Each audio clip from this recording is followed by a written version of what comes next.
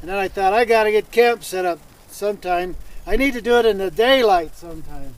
Move into here. I like this spot. I'll show you. I've got some beautiful views that overlook the San Rafael and the deep canyons and some of that. Just right over here, about 100 feet from my campsite. It's going to be nice. As you may be able to hear or tell, it's windy. It's rained a little bit in the areas around here. Rain forecast for tomorrow, maybe tonight, who knows. So that'll be my fire pit.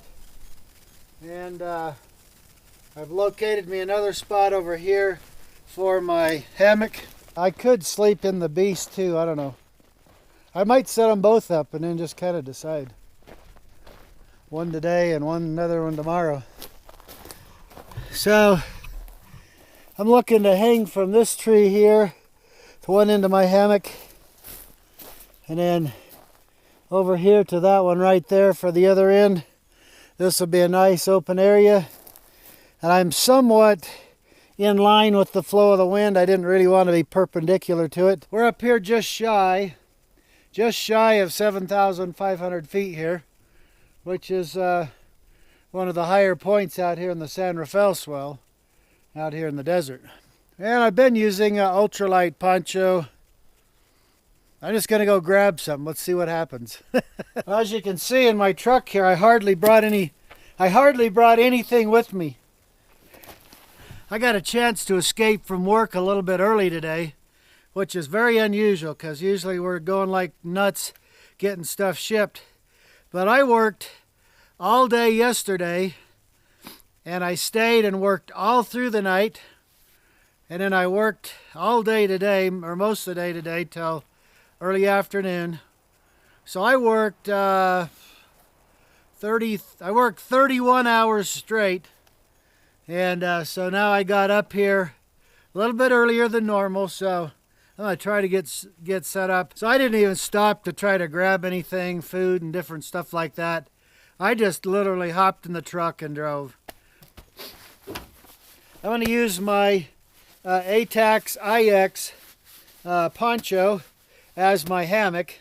Something I should mention about the ATACS IX is it has been pulled from the it's been pulled by ATACS from the regular market, the consumer market, and it's kind of being dedicated just for military, law enforcement, kind of special purpose. But we managed talking to the supplier, the manufacturer. They got with ATACS, the ATACS people, and we just found out today we got approval to keep making gear out of the IX. So we may be one of the only places you'll be able to get IX unless you're military, law enforcement, or something like that. But so we're really happy about that because we love it, and we're really excited to be able to offer IX on an ongoing basis to our customers. I've got a hammock kit for ponchos I'm going to use for this to string it up. So let's go get her going here. It'd be awesome if I could do this before dark because I hardly ever get the chance. All right, let's get her done here. So here's my runners here, and I'm using the long ones. These are 48 inch. We do have them on our website, but I may try to spread this a little bit more, so I have kind of a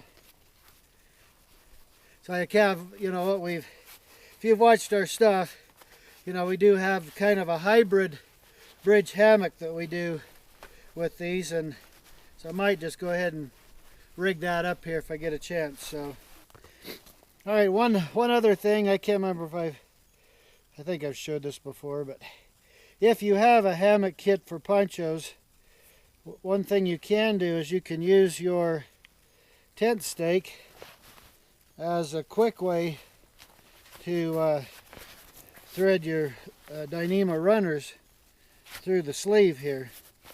So the hardest part's getting that first little bunch right through that end, but once you get it in there, see, look, you just shove it in, pull it back, shove it in, pull it back. So it's very, very quick and easy to do. If you're going to use your poncho very much as a hammock, I do recommend getting that optional kit. It just gives you everything you need for a very simple and effective setup of your poncho as a hammock. So, see, I'm almost all the way through here. You can do it without it. Without it, I've done it a lot without it, but you know, sometimes it's about getting simple. All right, so what you want to do is you just kind of work everything around till when you're holding in the loops, you want this tie-out tab right here to be opposite end, or down, kind of down where the, right there, so that way it centers it. So once you got that, you are good to go. All right, so I'm going to use my shuttle sling here. This is our new black on orange model here. It's become the standard model. So I'm just going to get up in here.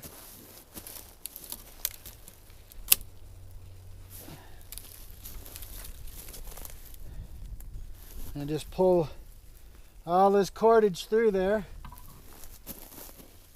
These trees up here are pretty tough. I think I've showed in some other videos. You just come straight out of the eye. That way you're not compressing the bark excessively by getting a pulley type effect with the eye of the cord. So it's, you know, I'll do this and you won't even be able to see that I've been here tomorrow. I've got my Dyeema runner ends coming out here.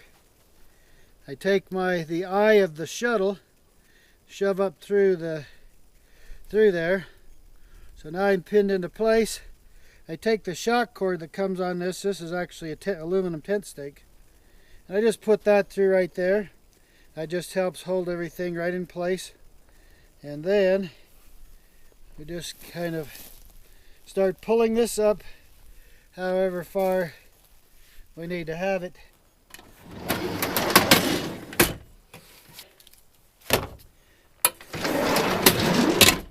Ridge line right over the hammock. And now we take the canopy here. Just take it up and let it rest on the hammock. And then I just take the hood, go over the ridge line,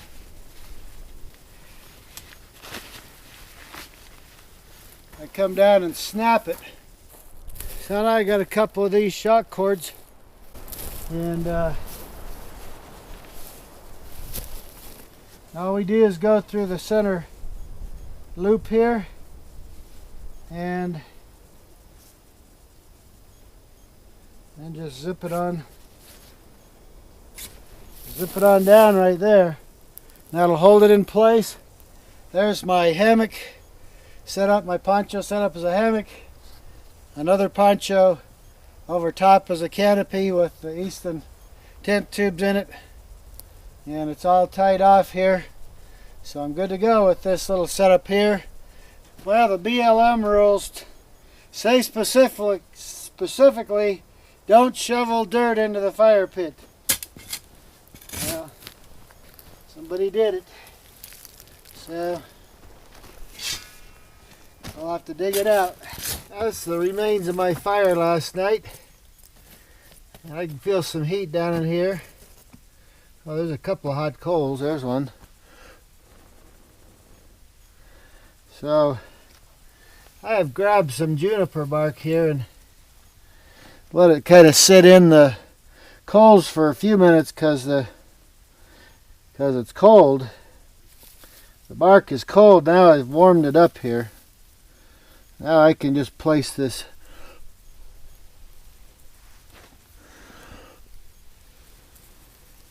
nice thing about using a coal is I can I can just fold it in there for a while. Just let it stay in there. And it's just going to maintain the coal. It'll last quite a while in there. Especially since I warmed this bark up. You know, if you grab just cold bark out there and you wrap it in there, all that cold from the bark is going to cool off that hot coal. And I can I listen. You can actually hear and see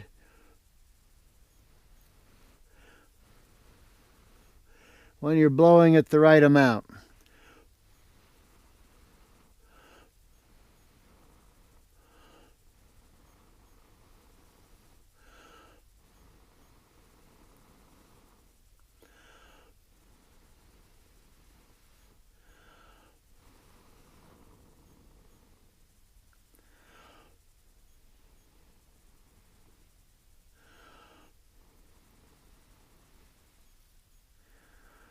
And as things start to happen, you can see more and more smoke happening. When you blow in there, you're seeing more stuff going on.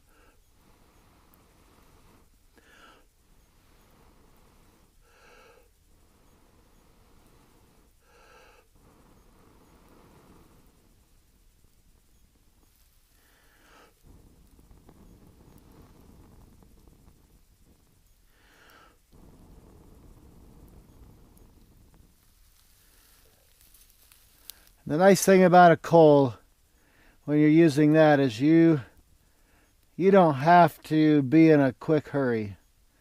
Everything can just happen, and even if the flames go out like they kind of did there, it's not a big deal. The whole thing is hot. You're not under a big rush to hurry. As you develop the coal and you're heating up all your material, you get to a point where it's going to be successful anyway. So you don't have to like hurry with it. So I can set it down in here.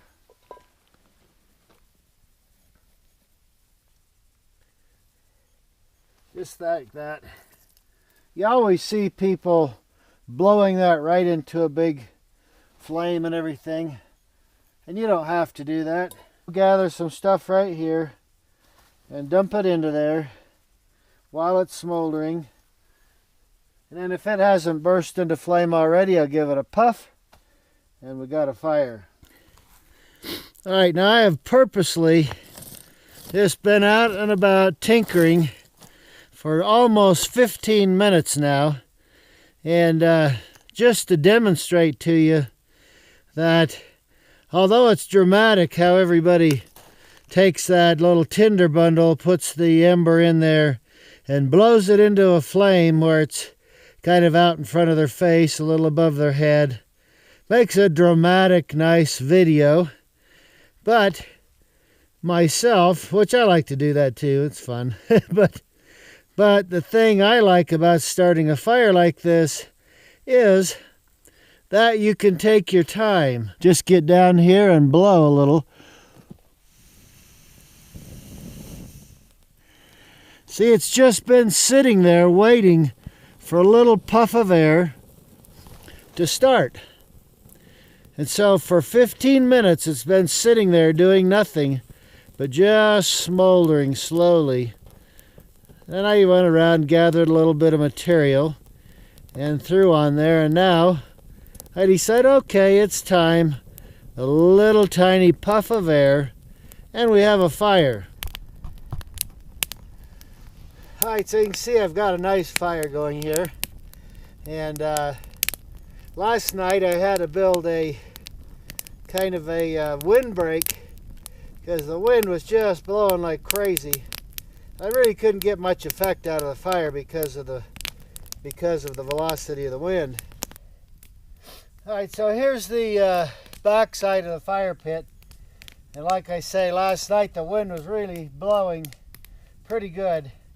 So I stacked up rocks, and then I shoveled dirt, some sandy soil around this side, also to plug up quite a bit of all the holes and everything that were in there on the bottom part of that windbreak.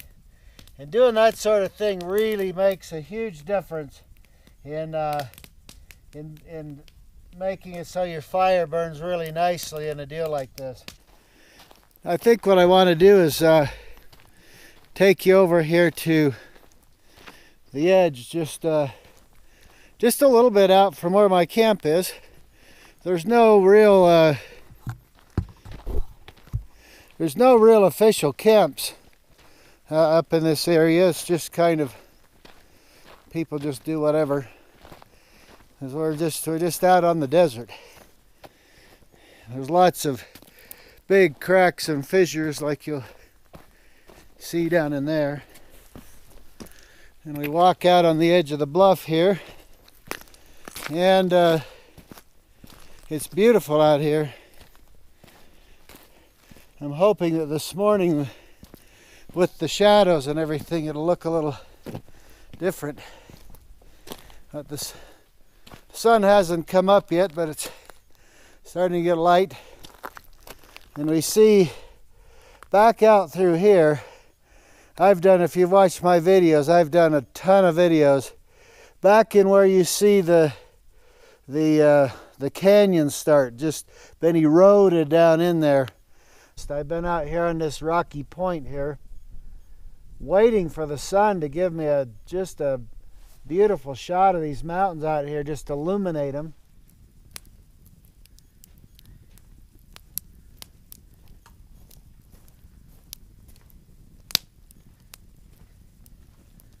Yeah, we should be good for firewood now.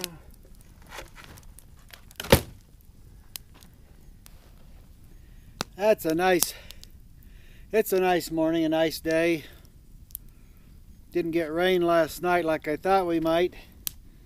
It's forecast for more likely today, but out in the desert, you just never do know. I mean, I don't really need this light on my head, I don't guess anymore,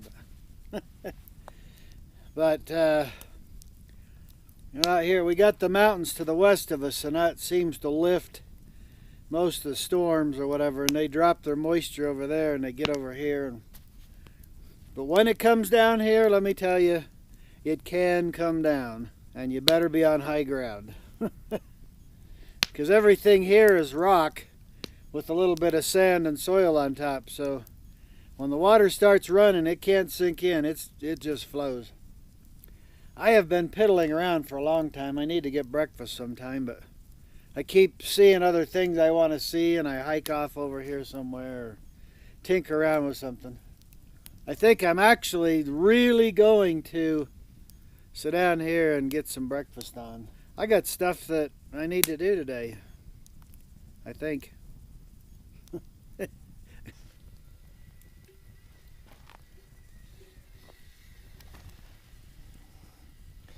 Well, I'm going to have me something a little different. Some apple cider, cinnamon apple cider, whatever. Just because I need to do something a little different. All right, so it's been another probably hour and a half since I did my last update on making breakfast. So I think I just need to get down to it. I got I don't know why, I walked across the road right here because I saw a little drop off going kind of to the northeast. I walked over there and there's this little canyon. It's full of ponderosa pine trees, which blew my mind. I'm like, I never expected to see that out here. So I got exploring around in there, you know. And now I have got to stay in camp long enough to have breakfast. All right, so I'm going to do it, okay? To get myself psyched up for cooking breakfast. And I see that's one of my problems. I mean, I like to eat and stuff, but when I'm out at camp, it's like, it seems like such a burden for me to cook. I mean, it's not hard, but I just want to see stuff, you know. I want to wander over here and see what's over here, over there, or something, you know. And I mean, stopping to cook breakfast or dinner or lunch or whatever is like, it's like, I think I got it from when I was a kid, because my mom would call me, you know, that was back in the day, right? When there wasn't any cell phone or anything like that. Your mom would stand out on the front porch of her house in the neighborhood, right? And yell, "Perry Dean, come home for dinner!" You know, and holler and holler. And, you know, and word would get relayed around down in the neighborhood, right? You know, and it'd go from person to person to person until eventually it'd get to you, to me. And I'd be like, oh, I gotta go home and eat. You know, I'm busy playing. Can she not see that I'm busy playing?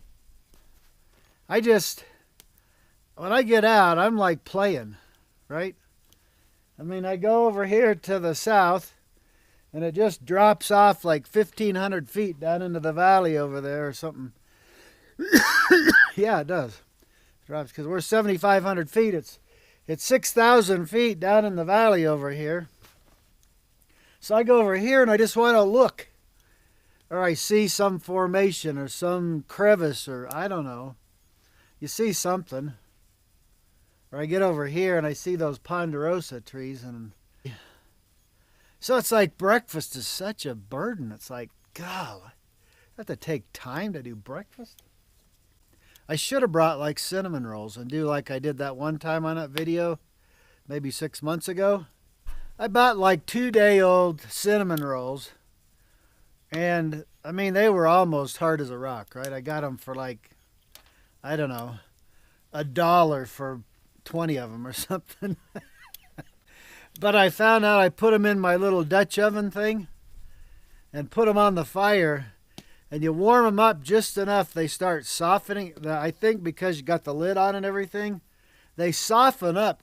They're like fresh out of the oven. They're awesome. That's what I should have done, because I would be done with breakfast already. I don't even have pancake mix, so I got to make up my own, which is okay. I've done it before, you know. I was starting to say, can you tell I love camping? I get out here, I just can't stand it. I love it. So my motivation for doing breakfast, so I always bring these couple of boxes here with me. That's got a big Coleman stove and dishes, silverware, all kind of stuff in that box. This box here just has odds and ends, food kind of stuff. So down in here I do have this flour, and hopefully it's not like full of weevils or something. It's been in here for a couple years. Nope, I don't see any weevils or anything in there. We're good. Even if we did, we just have to eat it. All right, so now let's see here. Baking powder, okay. Gotta have that. Salt. Gotta have some salt. So, got that. Syrup, I've got some syrup for pancakes there. Oil, I got some cooking oil. So of everything I could bring, I brought some eggs. No bacon, no sausage, no actual food. I just came, but I did grab the eggs because I forgot these last week. Anyways, yeah, so these are from last week. So anyway, I got that, and then I've got my, I love this little deal right here for 1 or 2 or 3 people. This is like perfect. All right. More paper towels. There's my cold. See, I could do it right here and not even cook on the fire at all. But oh, there we go. Got a whisk. And oh, here we go. I've got a measuring cup here. Okay. I need to get the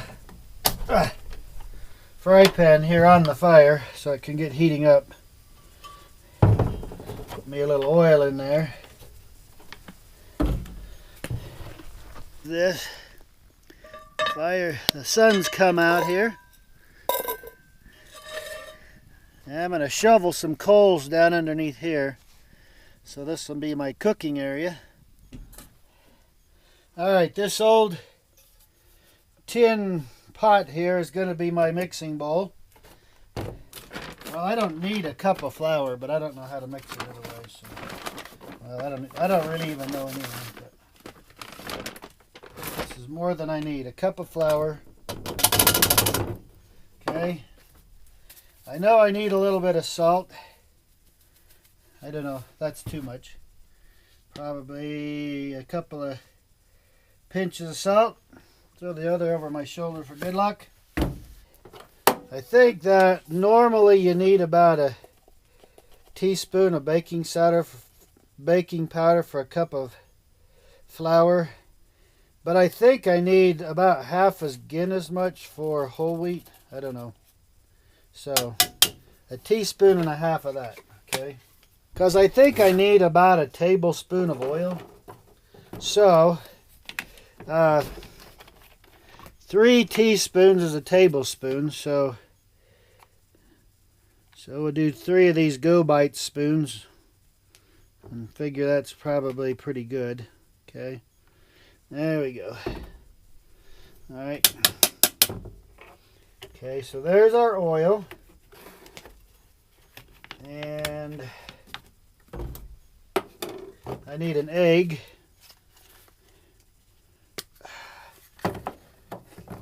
So I need an egg. Ooh. My fry pan is hotter than blazes already. I had to take it off of there. Now I need some water or milk. I have water. So I think I'm going to start with, I can't remember how much I got to have. About a half a cup. Let's work on that and see if we're close. No, that'd be good for biscuits. Dump a little more in there. I know it's like mixing cement. You get close to the right amount, and you got to be real careful how much you add, because you can go over pretty easy. And I know with this kind of stuff, you're not supposed to over mix it. It's actually good if it's a little lumpy. But I'm just going to have to do what I can do here. I don't know. That's probably... What do you think? What do you think? Put your answers in the comments. I think that's that's probably a tad on the thick side, but I'm gonna use it. I'm gonna call it good. Alright, let's see if this is hot enough to cook on. I think the answer is yes. So you see, I took a shovel full of hot coals out of the fire, pulled them over here, and those coals become my burner. I might be a little too hot, to be honest with you, but we're going to give it a go anyhow. I mean, it's taken me 4 hours to get breakfast, so I'm willing to take a chance. Let's just see what that does. I need a spatula. I happen to have one in the back of there. Alright, I can see this thing's puffed up pretty good. It looks like it's starting to cook around the edges, so there we go. Whole wheat pancakes from scratch, up camping. Not too bad for somebody who hates to cook.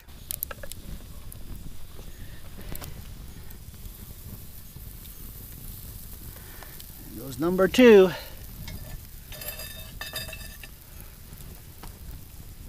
Look at that, man.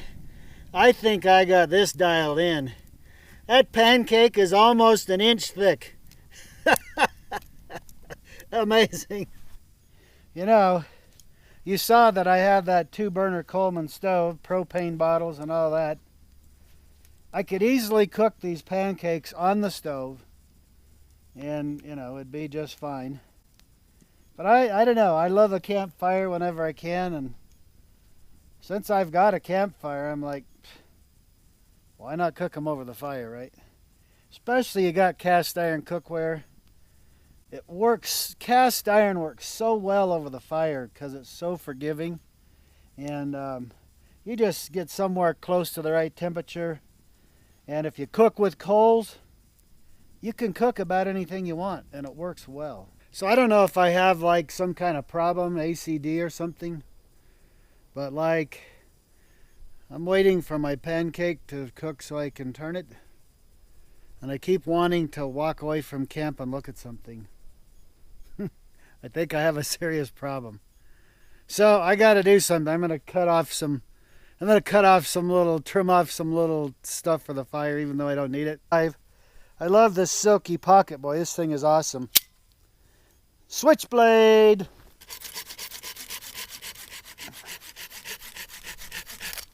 This will burn good in the fire, even though I don't really need it.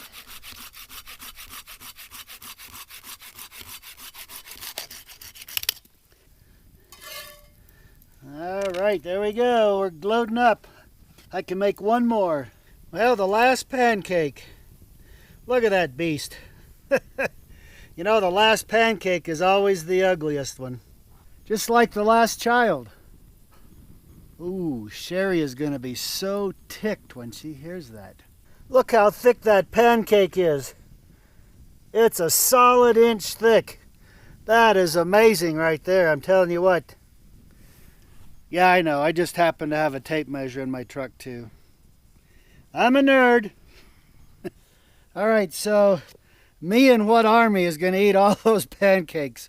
What in the world was I thinking? A whole cup of flour for me?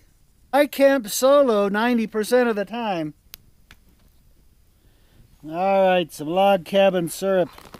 No high fructose corn syrup in there. I have to stack these up like this because, you know, looks like you're eating at IHOP when you got a stack of pancakes. That was a good breakfast. That was so much work I about got to take a nap after cooking it. You know what? One thing's aggravating. That is, I forgot to bring milk. How can I have pancakes and syrup without milk? That's ridiculous. Well, I kind of know why. I was thinking about bringing some, but I didn't want to bring a cooler with ice. You know, I mean, it's still not summer yet. So, you know, I haven't been needing to bring a cooler. So it's not like it's hard. In fact, if you saw my truck, I had plenty of room to bring one.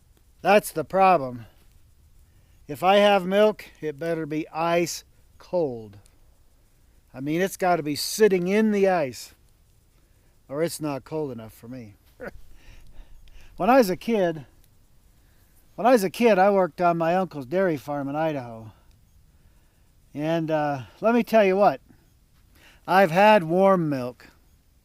I mean fresh. I mean fresh. And I'm not a big fan of it. I'm really not. Instead, I've always had to have cold milk. If I go to a restaurant and get milk, I'll ask them to bring me a glass of ice and a glass of milk. And I pour the milk into the glass of ice. So it's so cold you almost can't stand it. That's how I like my milk.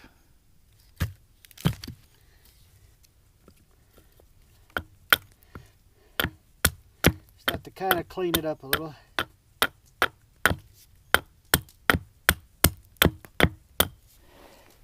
I'm just writing myself a note, a little reminder for next time that I go camping.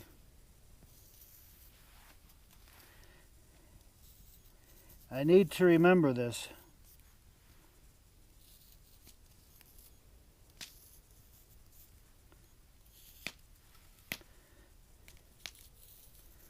Right here, very important.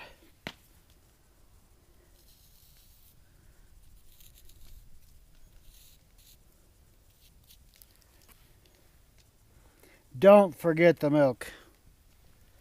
So remember the milk next time. Ice cold milk.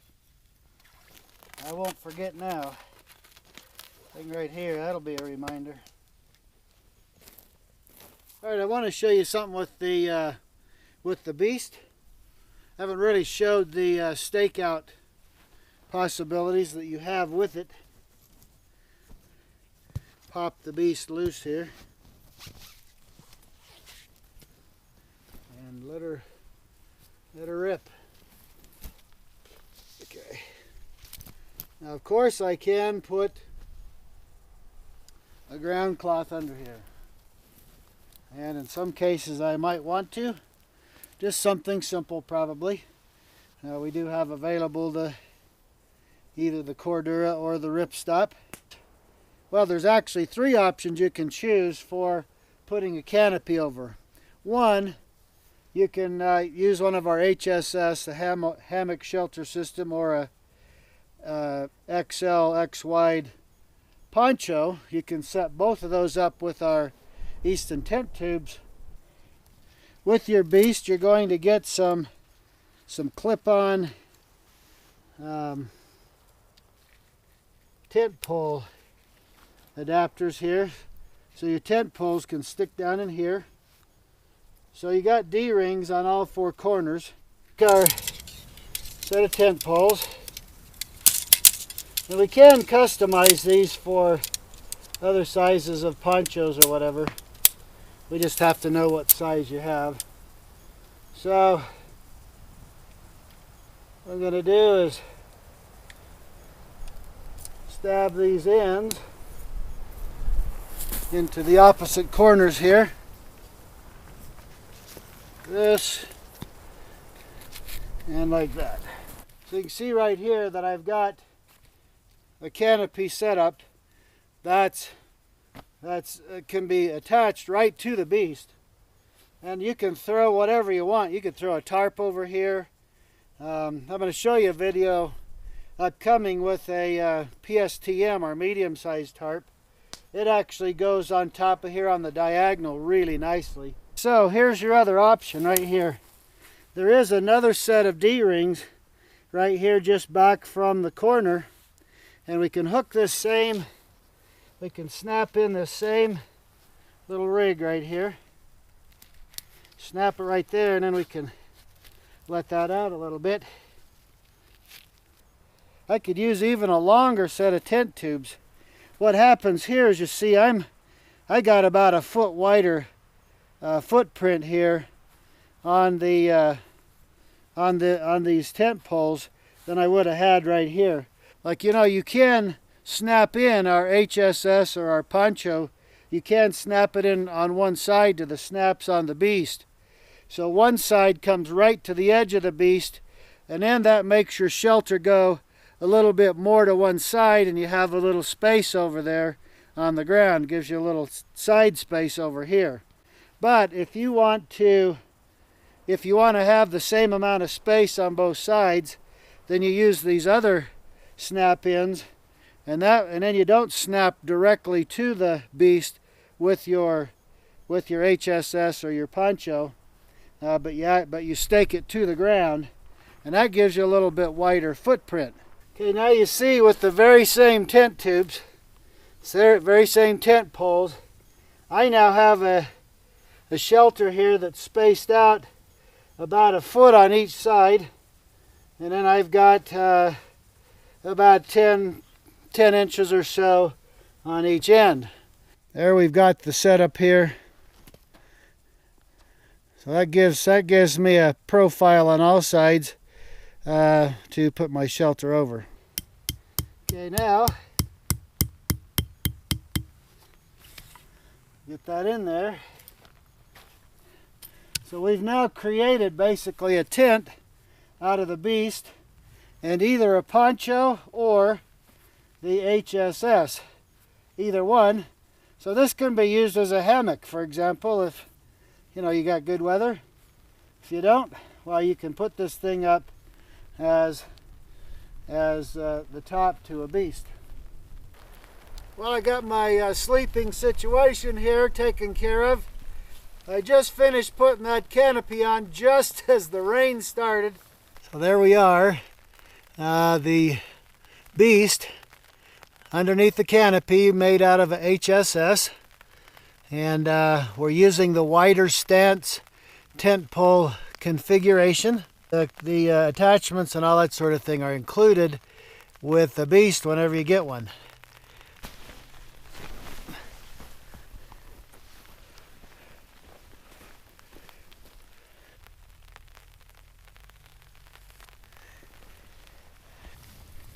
I'm going to keep the fire going here.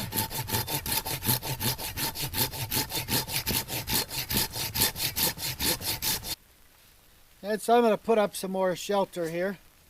I'm going to put a poncho up across here so I can put my food bins and stuff, or my gear bins, right here. They won't get rain directly on them.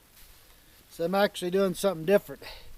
We now carry on our website another type of cordage, and this is Dyeema twine. So you see how thin that is compared to parachute cord, and they will carry the same weight. So this tarp is made out of a PSSL poncho, black sil nylon. It's 4 or 5 years old. It has been through the mill, but it's still hanging in there. I strung up my ridge line with Dyeema twine, which has a 500-pound breaking strength. So we're about the same as parachute cord, only it's tiny. Alright, so getting ready to make me some turtles, brownies, girardelli, good stuff. We've got these bags for zebra pots that we make, and got them in all kinds of different colors, Cordura. So I'm going to mix the mix in this zebra pot, 16 centimeter. And there's the mix right there. Then we're going to cook it in a Dutch oven at the fire. Alright, this thing all stirred up here.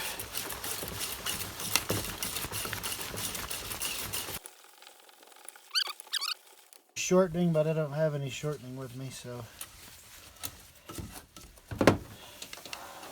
I used oil, so sue me.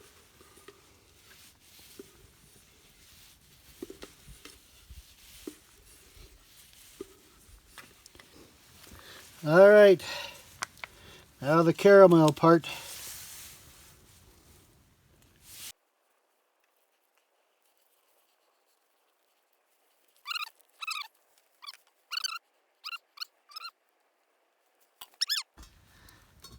And preheating the Dutch oven so it's hot, like preheating an oven.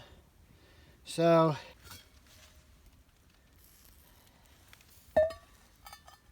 normally I like to put some rocks or something in to space my pan off the bottom of the Dutch oven a little bit, so I avoid as much as possible burning. So what I've decided to do is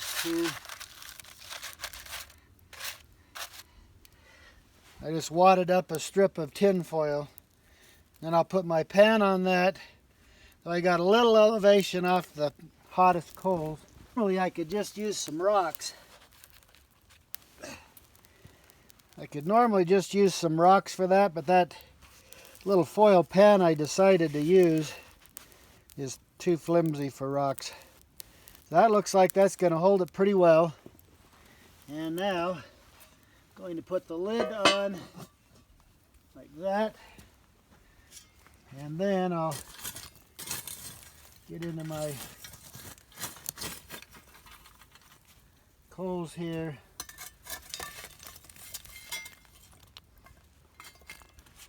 And put some coals on top.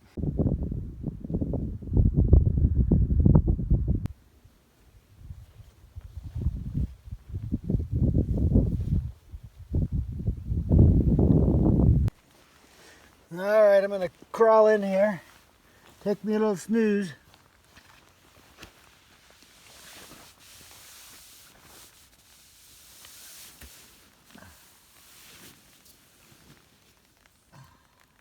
Right, I think we might be done here.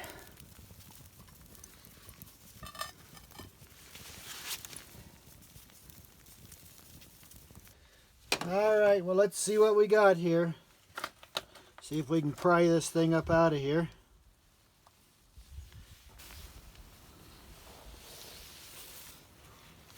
Oh, it's good. It's still kind of hot in the middle, but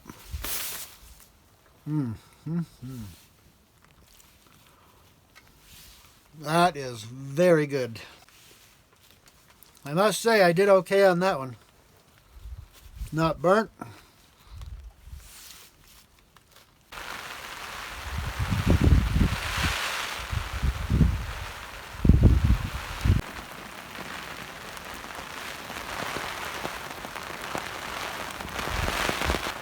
Well, we got us a rain coming down here.